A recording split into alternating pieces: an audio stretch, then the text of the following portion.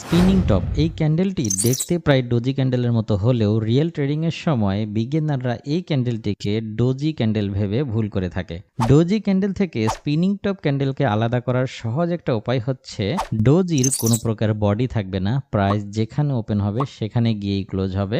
আর অন্যদিকে spinning top ক্যান্ডেলের ছোট্ট একটা বডি থাকবে। তবে মজার বিষয় হচ্ছে এই দুটো ক্যান্ডেলের ট্রেডিং স্ট্র্যাটেজি বা রুলস একই রকম। এই দুটো ক্যান্ডেলই আমাদেরকে ট্রেন্ড রিভার্সাল কিংবা ট্রেন্ড কন্টিনিউয়াস সিগন্যাল প্রদান করে থাকে। তবে এখানে এই ক্যান্ডেলগুলো চার্টের কোথায় তৈরি হচ্ছে, ডোজি বা স্পিনিং টপ ক্রিয়েট হওয়ার পরে পরবর্তী ক্যান্ডেলগুলো বুলিশ হচ্ছে না বেয়ারিশ হচ্ছে, এটা অনেক গুরুত্বপূর্ণ ব্যাপার। আপনি যদি ডোজি ক্যান্ডেলের ট্রেডিং স্ট্র্যাটেজি সম্পর্কে ভালো করে বুঝতে পারেন তাহলে আপনি স্পিনিং টপ দেখেও সিদ্ধান্ত নিতে পারবেন। ডোজি ক্যান্ডেল সম্পর্কে আরও বিস্তারিত জানতে আমার এই ভিডিওটি দেখতে পারেন এবং এই ধরনের আরও টিপস অ্যান্ড ট্রিক্স পেতে চাইলে সাবস্ক্রাইব করে সাথেই থাকুন।